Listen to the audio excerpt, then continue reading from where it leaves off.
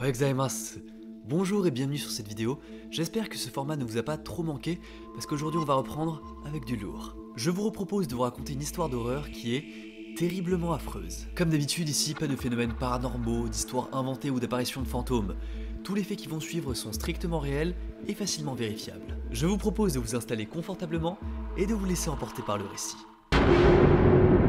東名高速飲酒運転事故 28 novembre 1999. En ce bon dimanche matin à Tokyo, un jeune homme se réveille chez lui et oula! La soirée de la veille fut quelque peu arrosée, non? Je vous rassure, il n'a pas non plus énormément bu, mais il y a eu quand même quelques gouttes d'éthanol. Encore un peu en train d'émerger, il regarde son réveil et il voit qu'il est déjà 14h30. Cet homme, c'est un journaliste japonais et pour la suite de l'histoire, on va l'appeler Mura. Cet après-midi, il doit voir ses parents et pour ça, son frère vient le chercher en voiture. En partant, il prend bien sûr sa caméra, ne vous inquiétez pas, c'est une simple déformation professionnelle. Mura est sur l'autoroute en direction de chez ses parents et il voit au loin un immense nuage de fumée noire. Au fur et à mesure qu'il engloutit les kilomètres avec son véhicule, il s'aperçoit que la fumée noire provient de l'autoroute elle-même. Lorsqu'il arrive enfin à la hauteur de la source de cette fumée noire, il constate un terrible désastre. Mais avant de vous raconter ce que Mura a vu, laissez-moi vous détailler tous les événements qui ont conduit à ce drame du 28 novembre 1999. 27 novembre 1999. Ce matin, nous sommes dans la préfecture de Chiba dans une famille japonaise avec une maman, un papa et deux jeunes filles de 3 et 1 an. Nous sommes samedi et la famille est toute joyeuse parce que exceptionnellement les deux parents ont réussi à avoir leur week-end de libre. La maman est enceinte de 8 mois déjà d'une troisième fille et pour profiter d'une dernière fois d'un week-end à 4 seulement, ils décident sur un coup de tête de partir pour un onsen à Hakone. C'est une région très belle, pas très loin de Tokyo mais assez peu desservie en train et c'est pour ça que notre famille va décider de partir en voiture. Le voyage est très joyeux et animé par le rythme des chansons pour les enfants. 18h. Ils arrivent enfin à Hakone et profitent tous ensemble d'un bon onsen en famille. Mais au moment où tout allait si bien, la plus grande fille se sent pas très bien et commence à avoir de la fièvre. Heureusement pour elle, ses parents aimants s'occupent bien d'elle. Au même moment, beaucoup plus loin sur l'île de Shikoku, un homme se prépare à aller travailler. C'est un routier et son travail du lendemain consiste à acheminer un camion très lourd de 12 tonnes depuis Osaka jusqu'à Tokyo. Le soir, en montant dans le ferry, il consomme pratiquement une bouteille entière de 500 ml de whisky. Cet homme, on va l'appeler Yaita et la maman du début, Kawa, pour que ça soit plus simple pour la suite de l'histoire. 28 novembre 1999. Le ferry arrive à Osaka et avant de quitter ce dernier, Yaita va acheter une canette de Chuhai dans un distributeur. Chuhai, c'est une boisson légèrement alcoolisée qu'on peut trouver assez facilement au Japon. C'est globalement de l'alcool de riz combiné avec des goûts de fruits. C'est pas très fort en alcool, mais ça tape. Bref, après tout ça, il va à son entreprise pour récupérer le camion, direction Tokyo. 7h13. Kawa et sa famille se réveillent dans la chambre d'hôtel à Hakone. Sa fille va mieux, mais son état l'inquiète. Kawa se dit que rentrer un peu plus tôt à la maison sera le mieux pour sa fille. 8h30. La famille, avant de quitter Hakone, quand même fait une balade en croisière sur le lac Ashi. L'air est un petit peu frais, c'est vrai, mais toute la famille profite pleinement de ce petit week-end. Pendant ce temps-là, Yaita, à bord de son 12 tonnes, arrive aux alentours de Shizuoka. 12h30. Le chauffeur arrive dans la préfecture de Kanagawa et décide de faire une pause sur l'aire d'autoroute Ebina pour prendre un bento. Il en profite pour boire sa canette de Chuhai qu'il a acheté préalablement dans le ferry et il verse également les restes de whisky de la veille. Après avoir ingéré autant d'alcool, oula, il a envie de faire une petite sieste. Bah voyons. Yaita appelle alors sa société pour leur dire ceci. Et ainsi, l'homme fit tranquillement une sieste dans son camion. 13h40. C'est à cette heure-ci que, après avoir bien profité de Hakone, la famille de Kawa décide de rentrer chez eux à Chiba. Les deux filles sont absolument ravies d'avoir pu passer du temps ensemble avec leurs deux parents. Et bien sûr, les deux parents sont également ravis. Ce genre de bons moments en famille, Kawa pensait qu'il y en aurait encore plein d'autres à venir. 14h30. Yaita ouvre les yeux, l'homme se lève et part aux toilettes de l'aire d'autoroute. Mais malgré cette sieste, son corps n'a pas du tout réussi à éliminer la quantité massive d'alcool qu'il a ingéré ces dernières heures. À tel point qu'il a carrément du mal à retrouver son camion dans le parking. Pendant ce temps, la petite famille s'est arrêtée à Nakai pour faire une petite pause sur le trajet. Jusque là, c'était le mari de Kawa qui conduisait, mais en repartant, c'est Kawa qui va prendre sa place pour conduire jusqu'à Chiba. Cependant, un peu plus loin sur la route, le chauffeur fait n'importe quoi. Son camion oscille de droite à gauche à de nombreuses reprises et des dizaines d'automobilistes appellent pour signaler et faire arrêter ce camion. Au péage, il se fait identifier et arrêter. On lui demande les papiers du véhicule et les policiers procèdent à un contrôle. Il répond alors ceci. Bien sûr, c'était totalement faux, mais en plus des médicaments sur la route, ça aurait dû alerter le policier. Malheureusement, ce dernier ne va pas pousser son inspection jusqu'au bout. Il aurait suffi d'un seul éthylotest pour vérifier que cet homme n'était pas en état de conduire. Mais ça n'a pas été fait, et le chauffeur a pu reprendre sa route en toute impunité. Mais juste avant de repartir, il va se passer quelque chose d'horrible. C'est que la voiture de Kawa va passer juste devant et dépasser le camion. Les roues du destin tournant inexorablement, le camion se retrouve juste derrière la voiture qui transporte la famille de Kawa. Le chauffeur roule à une allure de 60-70 km/h, ils sont déjà dans Tokyo, vers Setagaya-ku. À l'entrée de la ville, Kawa commence à ralentir avec les autres usagers, mais le camion derrière ne ralentit pas, et ne remarque pas la voiture juste devant lui. Il se rapproche, ne remarque rien, toujours pas. Le camion rentre à pleine vitesse dans l'arrière de la voiture, l'impact est fort, 12 tonnes s'écrasent sur le coffre de la voiture et même sur la banquette arrière. Les deux véhicules rattachés et incontrôlables percutent une autre voiture encore sur l'autoroute. L'impact avec cette dernière voiture va permettre de ralentir le rythme et d'arrêter les deux véhicules. Mais les frictions sur 50 mètres entre le camion et l'arrière de la voiture va produire des étincelles qui vont mettre le feu aux deux véhicules. De grosses flammes apparaissent à l'arrière du véhicule ainsi qu'une immense fumée noire. C'est à ce moment que Mula, notre journaliste du début, passe à côté de l'accident de l'autre côté de l'autoroute. Voyant que l'accident est tout récent, en tant que reporter, il décide de s'arrêter et enregistrer les événements. Et c'est pour ça qu'il y a autant d'images réelles de l'incident. Je vous le répète, tout a été filmé. Absolument tout.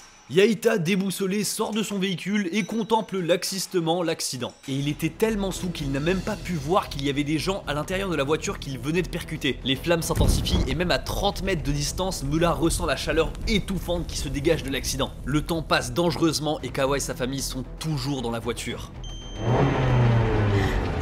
Ça y est, Kawa reprend enfin ses esprits et elle appuie sur l'accélérateur pour essayer de se dégager du camion qui est derrière, mais en vain. Yaita, quant à lui, tout pâteau, s'éloigne des flammes et va discuter avec le chauffeur de l'autre voiture qui a été percutée. Nani? Daijoubu?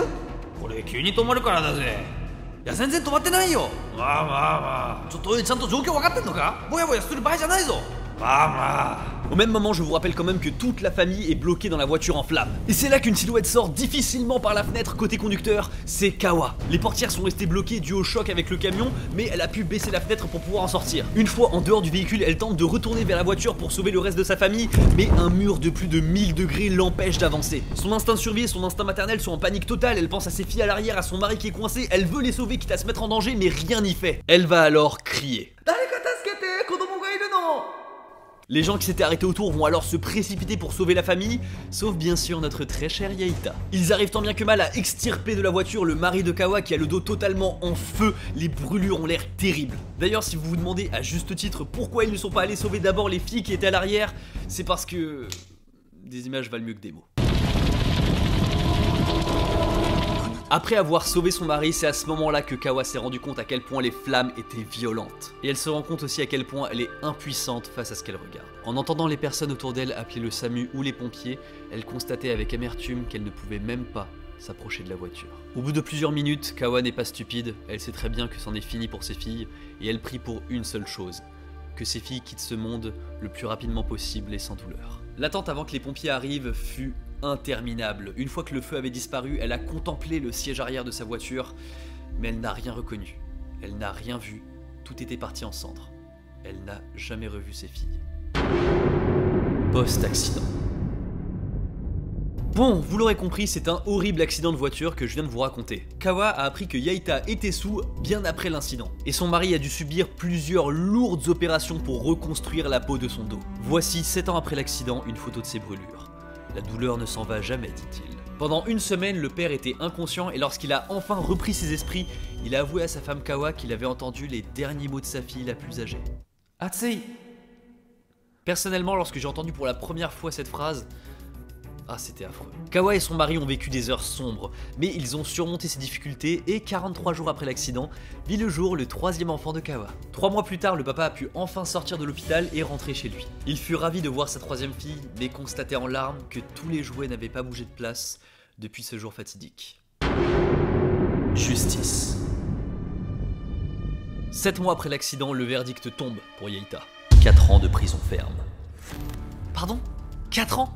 4 ans pour avoir pris le volant en état d'ébriété, 4 ans pour avoir pris la vie de 2 jeunes filles de 3 et 1 an. Kawa et son mari n'en reviennent pas, même leur avocat leur dit que pour ce genre de cas, 4 ans de prison ferme, c'est plutôt lourd comme sentence. Et c'est à ce moment que Kawa a décidé de se battre contre ce jugement et témoigne ainsi.